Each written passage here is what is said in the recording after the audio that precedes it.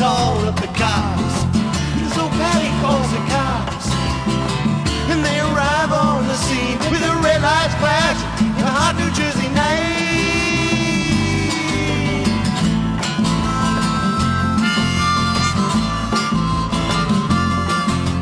Meanwhile, far away in another part of town, Rubin Carter and a couple of his friends are driving around, the #1 contender for the middleweight crown. Had no idea what kind of shit was about to go down, but he coupled over to the side of the road, just like the time before and time before that.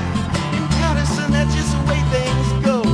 If you're black, you might as well not show up on the street unless you want to draw the heat.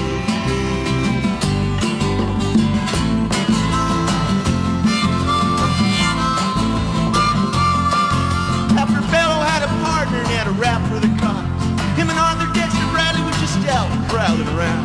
Saw two men running out and looked like middleweights. They jumped into a white car with out-of-state plates, and Miss Patty Valentine just nodded her head. Cops said, "Wait a minute, boys, this one's not dead." So they took him to the infirmary, and though this man could hardly see, he told him he could identify the guilty man.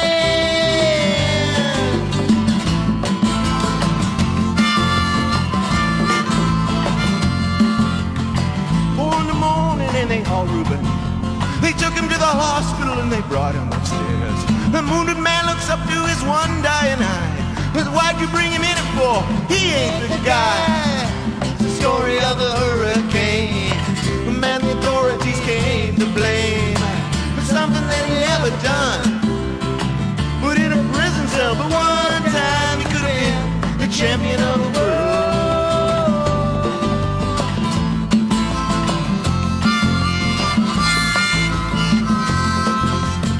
4 months later, the ghetto's on flame. Rubin, South America, fighting for his name. Well, Arthur Dexter Bradley's still in the robbery game, and the cops are putting their screws to him, looking for somebody to blame. Remember that murder that happened in a bar? Remember you said you saw the getaway car? Think you like to play ball with the law? Think it might have been that fighter that you saw running at night. Don't forget that you're away.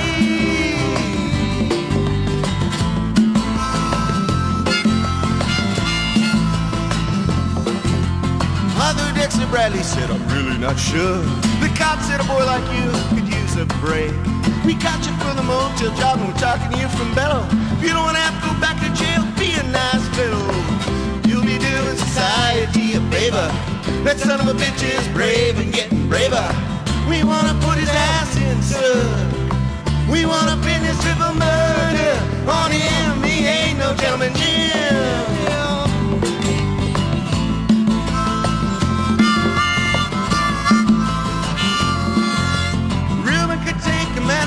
One punch, but he never did like to talk about it all that much.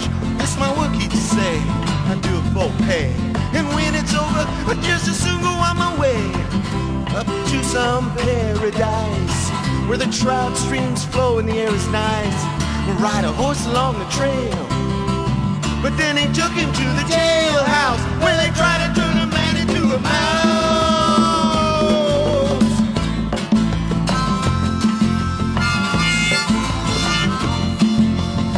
All of Rubin's cars were marked in advance, and the trial was a big circus, he never had a chance. The judge made Rubin's witnesses drunkards from the slums. To the white folks in white, he was a revolutionary bum.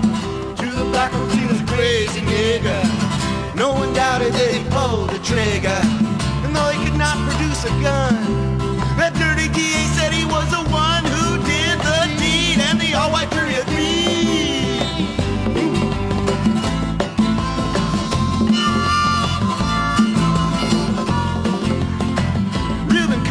Falsely tried.